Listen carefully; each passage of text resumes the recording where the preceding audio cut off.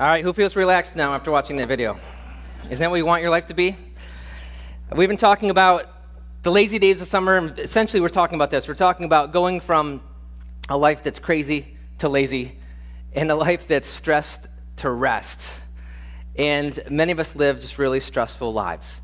And as we're looking at what the topics to talk about for this sermon series, one place where sometimes people find their life a little crazy and a little stressed out is in the area of finances. And so we thought today we'd just spend a little bit of time talking about how can you go from crazy to lazy with finances? How can you go from stress to rest in your financial life? And we're going to look at the life of a guy today. But before we get into that, I was just listening to a story about two guys who are in the woods, and they're walking through the woods, and all of a sudden they came across this hole in the woods, this hole in the ground. And they kind of crept to the edge of this hole, and they looked down, and they couldn't see the bottom of it. And one goes, hey, how deep do you think this is? And the guy's like, I have no idea. So they look around, and they find this rusty anvil over here. And so they decide, we're just going to throw that down there. So they pick up this anvil, and they throw the anvil down into this huge hole, and they're listening, and they're not hearing it hit bottom. And after a few moments, they hear from behind them this little clippity, clippity, clippity, clippity kind of behind them, and they look behind them, and there's this goat like flying towards them at like 60 miles an hour. It jumps over their head and goes flying down into the hole. And they're looking at each other like, what just happened? And then they hear this guy yelling, Daisy, Daisy. And there's this old guy running down the path, and he gets there and he said, hey guys, have you seen my goat? And they're like, yeah, it just like flew over our heads at like 60 miles an hour and went down that hole. And the guy goes, that's impossible. He goes, I had her chained to an anvil.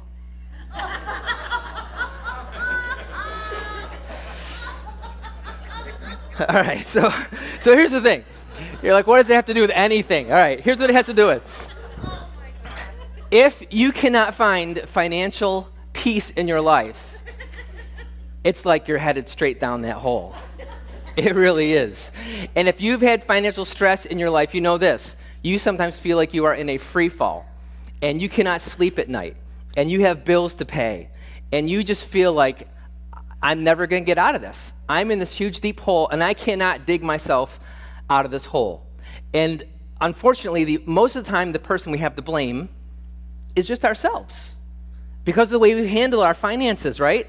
And so today, as we talk about financial peace, we're going to look at specifically one person in the Bible that had an interaction with Jesus, and not only was his life changed, but his financial life was changed forever after meeting Jesus. And one thing I'll tell you about Jesus, Jesus was always concerned about people and their material possessions and their finances and what they were doing with these, how you live your life, because your finances indicate what's important in your life. Did you know that? Your finances tell everybody around you, and if somebody used to look through your checkbook and look at your expenditures, they would be able to tell what's important in your life based on where you spend your money. So your financial situation and how you spend money on material things reveals a lot about who you are and what things are important to you. So today, if you have your phone, you can go. If you look on your YouVersion app, you can actually go to events, and you can go to. You can follow down through the notes there. We're looking at the book of Luke. So if you have your Bible, you can turn to the book of Luke. We're going to start at chapter 19, starting with verse 1. And we're talking about a guy that you may have heard about before. If you're ever in church before, you probably sang a song about this guy. If you went to Sunday school, his name is Zacchaeus, and he was a wee little man. That's what the song says. So here's what it says in Luke 19. Jesus entered Jericho and was passing through. A man was there by the name of Zacchaeus. He was a chief tax collector and was what? Wealthy. He was wealthy. He wanted to see who Jesus was, but being a short man, he could not because of the crowd. So he ran ahead and climbed a sycamore fig tree to see him, since Jesus was coming that way. When Jesus reached the spot, he looked up and said to him, Zacchaeus, come down immediately. I must stay at your house today. So he came down at once and welcomed him gladly. All the people saw this and began to mutter, he has gone to be the guest of a sinner. But Zacchaeus stood up and said to the Lord, look, Lord, here and now I give how much? Half of my possessions. Oh, we can do better than that. How much does he give away? half of his possessions, right, to the poor. And if I have cheated anybody out of anything, I will pay back how much? 4 times the amount. So the interesting thing about this is that all of a sudden he's having a life change, but his finances end up being a big part of it. The story ends for this. Jesus said to him, "Today salvation has come to this house, because this man too is a son of Abraham. For the Son of Man came to seek and to save what was lost." See, there's evidence in Zacchaeus' life of a complete life change. And in the verse before this, we read, Jesus says, "Salvation today has come to this house." So Zacchaeus had a spiritual awakening. And what accompanied that spiritual awakening was a financial awakening. He realized how much he had cheated people. He realized how much money he had. He was wealthy, and he realized that he had come by it by some shady ways. And so he was going to pay back all the people that he had wronged. So there was a spiritual reconciliation with God, but then what followed it was a financial reconciliation to God. And here's the interesting thing about this. This happens with all believers. Or maybe I should say this. This should happen with all believers. Many of us are willing to have a spiritual reconciliation with God. We're willing to have a spiritual experience with God. And the Bible uses terminology like this. You're to surrender your life to God. And most of us say, "Oh yeah, I'm fully surrendered." But often, the financial piece of who you are is not fully surrendered. It's like we disconnect our financial situation from our spiritual situation. We say, they're not connected. So I can do whatever I want with my money, because it's my money, but I am spiritually connected to God. So it's this interesting thing that, there may be many Christians,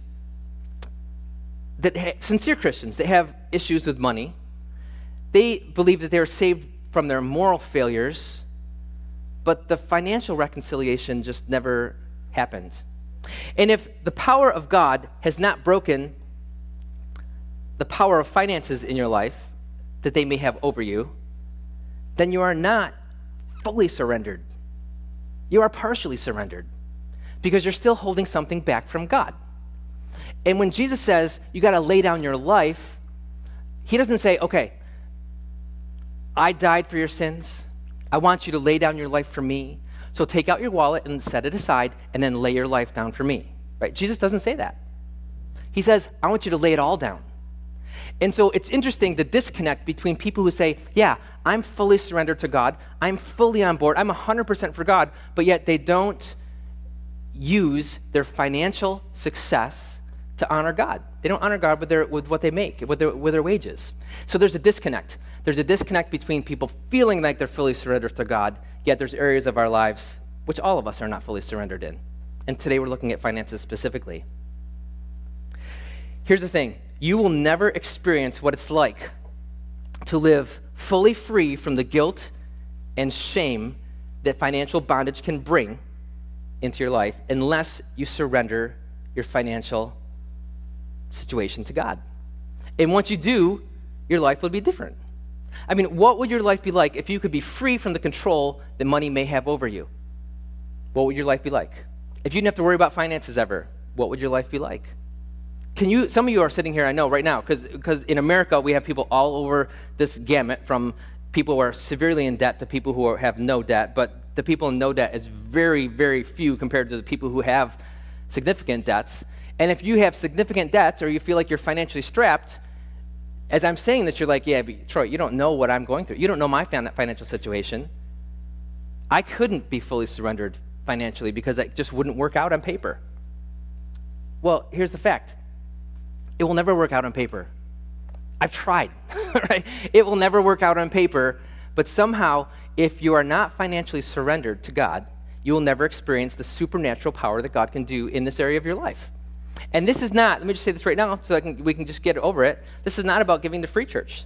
This is about a personal issue that you have with your life surrendered to God. No matter what church you go to, no matter what church you attend, no matter where you give your money, finances are a spiritual issue, and that's why the Bible talks about finances in material possessions all the time. Maybe you're asking yourself this question right now. Maybe you're sitting here thinking, "Yeah, but can anyone actually experience financial peace? Is that even possible? Well, the answer is yes, it is. But the truth is, it's only experienced by a few people because most people cannot figure out how to get their finances in control. So what we're going to do today is just kind of go with me. We're going to take this question, can anyone actually experience financial peace? And then we're going to kind of tease out in 4 different statements what it means to live in financial peace, or the 4 statements that you need to embrace to achieve financial peace in your life. Now, if you're here and you're like, Troy, you know what, my financial life is good, I don't have to worry about finances, awesome. You can just, take a nap, whatever you want to do, it's okay, you can check out. But for the rest of us, I want you to engage, because if you fully embrace these 4 statements, your life will be different than it is now, because you're experiencing something that you've never experienced before if you decide to embrace these 4 statements. So what are these 4 statements that you have to embrace that are going to change your whole life? Here's the first one. All I have has come my way by the hand of God.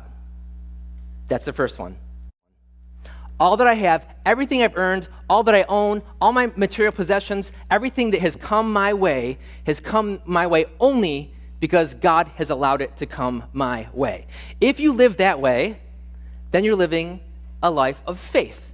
And you say, everything that I get, Lord, I got a raise. Thank you for the raise, Lord. I got a job. Thank you for the job, Lord. I got a lower rate on my insurance. Thank you for the lower rate on my insurance, Lord. I got an extra gift of money from somebody. Thank you for bringing that into my life, Lord. If your life is fully surrendered to God, including your financial life, then everything that comes your way is all from God. And you recognize that it's from God, and you thank God for what he brings you. Everything you have comes from God. And in totality, if you want to look at the huge picture of the world and the universe, everything belongs to God. Everything that you own belongs to God. And the Bible would say that we don't own those things, that we are stewards of those things. We take care of those things while we live here on earth, but they don't belong to us, because when you die, you take nothing with you. But God owns it in the end. He owns it in the beginning, and he owns it while you own it. And so it's up to us as people who are earning this money and are taking care of things to be good stewards of what God has given us. So this one's huge. All I have has come my way by the hand of God. Here's the second thing. I must learn to gratefully live on what God has provided me with. I must learn to gratefully live on what God has provided me with. This is what this means. Some of you are not happy with your job right now. I know it. Some of you wish you made more money. Some of you think you deserve more money, and so you become resentful towards your job. Why am I working in this place? Nobody treats me well. Nobody respects me. I don't get enough money, blah, blah, blah, right? And it kind of like starts to eat away at you, and you feel very resentful. Instead of learning to gratefully live on what God has provided you with. What's that mean practically? It means this. Whatever you are making now is what God has allowed you to have.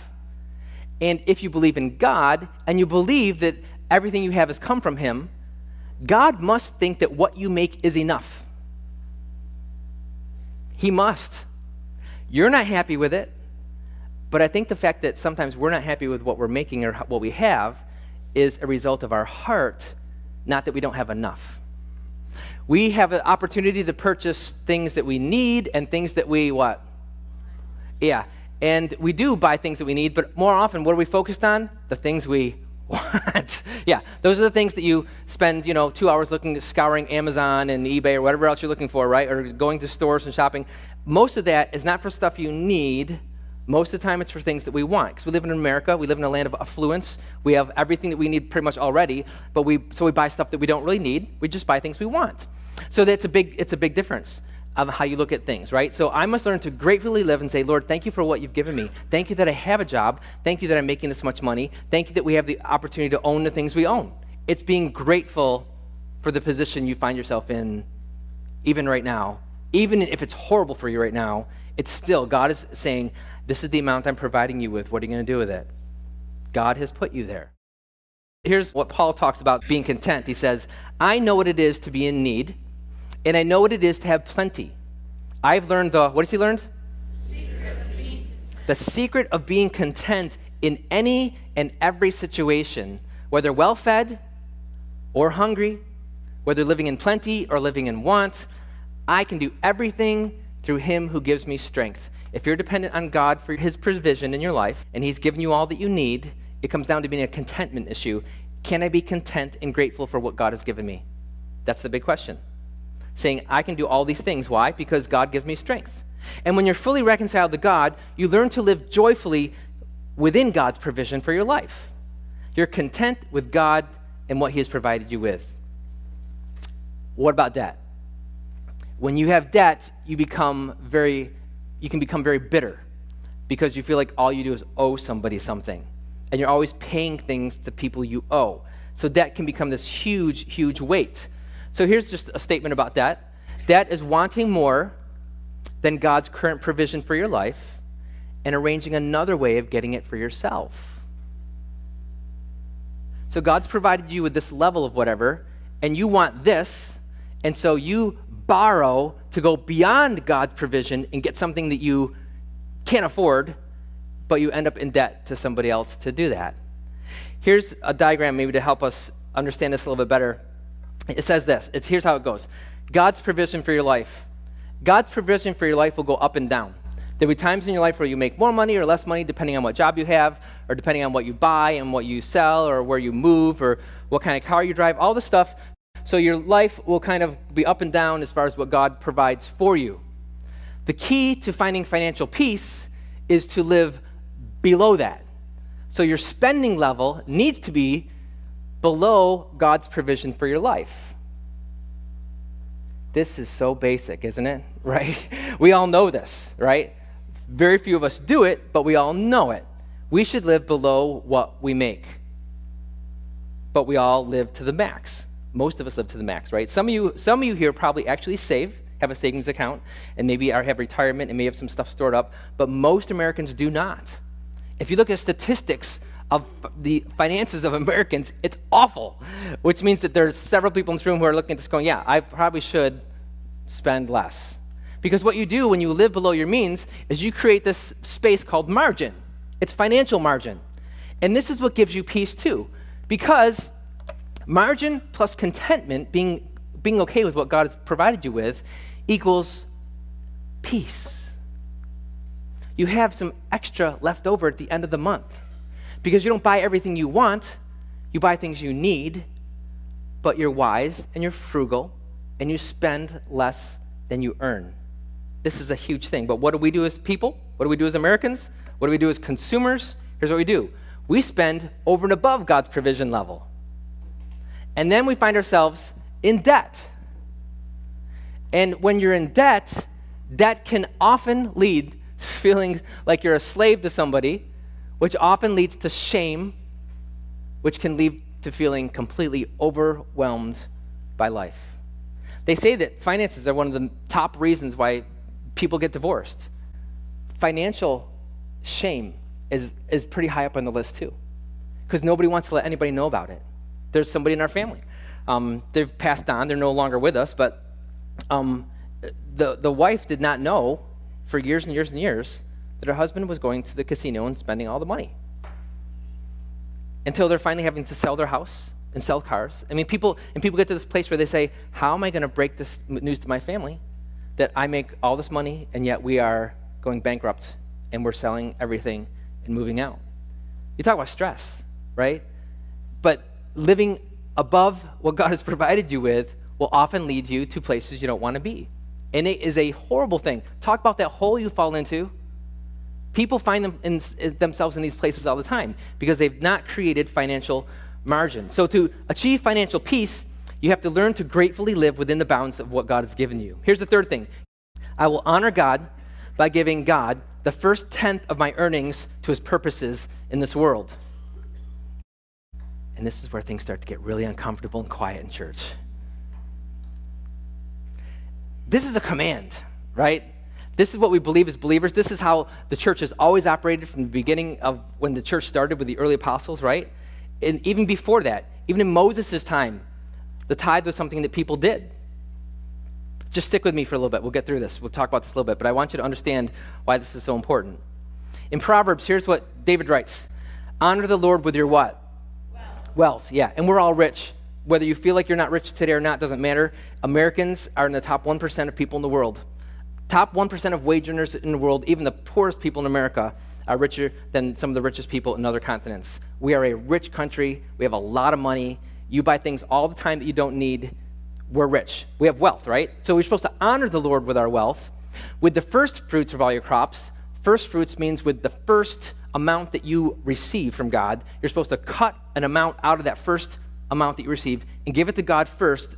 And that by doing that, you're saying, God, you are first in my life. This, again, it's not just the spiritual reconciliation or the spiritual conversion, but it's also a financial reconciliation with God, saying that, God, I'm putting my money where my mouth is. I'm not just walking the walk or talking the talk, but I'm going to walk the walk, right? This is going to be something that is going to come from my life. And I'm putting you first in my life. I'm not giving you leftovers. I'm not giving you extra. I'm not giving you occasional giving. I'm making sure that intentionally and strategically and on purpose, regularly, I'm giving you honor in my life by giving you the first 10% of all that I make because you are number one in my life. I'm not just saying this, God. I'm doing it. And if you do that, then your barns will be filled to overflowing, and your vats will brim over with new wine. Malachi says something interesting. He says, bring the whole tithe into the storehouse that there may be food in my house. This is what God's saying. And then what's he say? He says, test me in this. He says, go ahead and try me. Put me to the test and see if I will not take care of your needs. See if I will not throw open the floodgates of heaven and pour out so much blessing that you will not have enough room for it. So why don't we do it? If this is what God promises, that what he will do is he will bless us mightily if we put him first in our financial life, why don't more people do it? I don't know. I think it comes down to a trust thing, right? It's a trust thing. Now, here's the thing. Let me give you a little example. So there's Christians that give regularly, ongoing giving. They tithe, and they give even offerings. So that we'd say tithe is 10% of what you earn, right? And you give that every time you get a paycheck. And then we'd say that offerings, the Bible would say, are above and beyond tithe. And you give offerings sometimes that are even above and beyond what your 10% is. And so some Christians regularly give tithe. And the people who tithe are the ones who support the churches all over the world. Churches could not survive without tithers. They can't survive on $20 here, $5 here. Well, I guess I'm feeling generous this month. I'm going to give $25, right? I mean, that's not how the church survives. The church survives on people who take their entire year's salary and say, 10% of this goes to God first. That's how the church survives. And not only survives, but that's how the church thrives. And it's done it for 2,000 years. But here's what happens. Some people just don't have the faith to do it, and they feel like that's beyond what they can do. So we have two different kinds of Christians. We could say that the first Christian is maybe a person who's a non-faith. They just believe that in order for me to get from A to B, I've got to use 100% of what I earn. So they're saying, I make a certain amount, and the only way I can get from point A to point B is to have all 100% of it for myself. There's no extra. I can't get to point B without 100% of what I earn and doing what I want with it. Then there's Christians who we'd say are faith-filled, and they believe this. They believe that God will help them get from point A to point B only using 90% of their income. And there's millions of Christians all around the world that believe this. They say, I believe that God is going to provide whatever I need for me to get from point A to point B. And then there's this interesting thing that believers believe. Somehow, supernaturally or miraculously, or however you want to say it, somehow they're going to go from that extra 10%, God is going to help give them that extra 10%, and they're going to get to point C. In point C in the Bible is often referred to as like the place of honor or the place of favor or the place of blessing. But in the first scenario, there is no place of blessing. There is no C. There's only A to B. But somehow, supernaturally, people who give to God often, and they can tell you a dozen C stories. Stories of when they did not have enough, but God came through anyhow. Story after story after, and what's that do to you as a person? When you say, God, I'm trusting you, I'm writing this check, and I don't know how we're going to make it this week, but I'm writing this check, and people do this every single week. They're filled with faith. They trust God to get them from A to B, and they write these checks every single week. And somehow God comes through for them. And they can tell you story after story about how God has come through. We didn't have the money.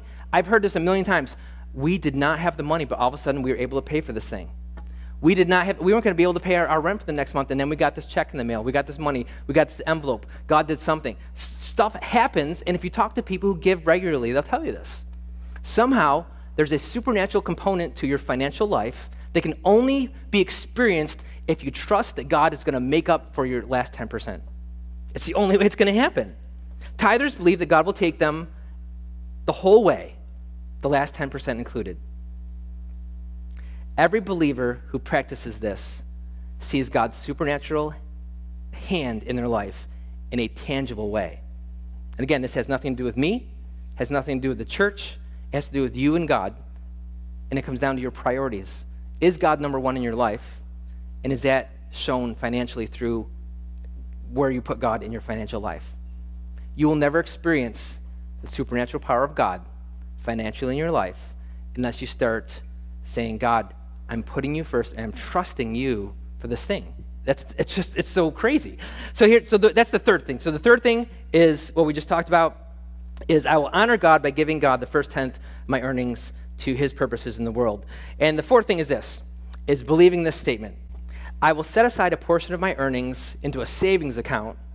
And some of you are like, what's that, right? I mean, it does exist. There's a thing called a savings account for emergencies, giving opportunities, and my later years. And this is an amazing place. If you can get to this place where we are regularly putting money into something like this, your life becomes more peaceful. Because when an emergency comes, you have the money to cover it. We were told this years ago. When we first got married, we knew that we didn't really know what to do with our finances, so we met with a guy at the church, at a church we knew. He was good at finances, and he told us some really interesting stuff. Like one thing he told us, we'd never thought about this before. He said, once you pay off your car, if you pay off your car, if ever you pay off your car, continue to pay off your car to yourself and take that monthly payment and put it into a savings account. And continue to do that and drive your cars for as long as you can, and then when it comes time to buy a new car, you have this saved up amount to put towards the new car. And you can either pay for it all, or you can pay for part of it, but then you do the same thing again. You continue to have a reserve. And most Americans these days do not have much of a reserve. But you can get to this place. And so how does this work out practically? I just want to give you this is what we teach the kids in Kids Jam. This is what we've taught our kids personally. This is what financial advisors, a lot of them will say, if they're Christian financial advisors or they believe in God, they'll say you can live like this. It's a plan called 10-10-80. Give to God first, 10%. Second, you save for the future, 10%. And then you have 80% to spend on whatever you want to spend it on. If you can live this way alone, and this is not even super conservative. You know, some people say, well, I'm going to save more than that. I can save more. I'm going to save 20%. We're great, you know. But whatever you figure out for your own situation, if you can live 10-10-80, you will be much more peaceful in your life. Now, if you have debt, it becomes a little bit different. If you have debt, your pie chart probably looks more like this. This is called the dig out plan, right? You're digging out of debt, which many of us have been in, right? Where you'll give to God first, and these are in a specific order. You're going to give to God first. You're going to save for the future. And then number three is you're going to pay off as much debt as you need to. I don't know how much percentage that is for your life, but you're going to start to pay down your debt. And once you paid off your debts, because right here, and the bummer about this scenario is that you're fourth in line. You know, you're fourth to get any money to spend. But if you can pay off your debt, then you go back to being third in line, all right? And you're still third. You're God's first, saving for the future second, and spending wisely. Spending wisely, right? Not overspending, but staying within that margin so you can actually live a life that's honoring to God. And if you can do these things, right? If you can do these things, and you can start to say, God, I'm putting you first in my life. I'm going to trust you for this. You will be amazed at what God will do in your life.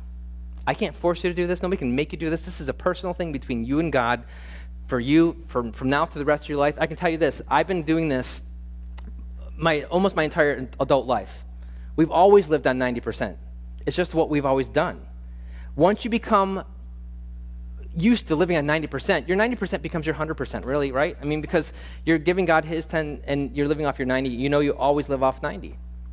The hard part is getting to this place to begin with. So if you've never done this, you're probably looking at me going, this is crazy, 10%. Do you know how much money that is per year, right? Do you know how much that is? 10%?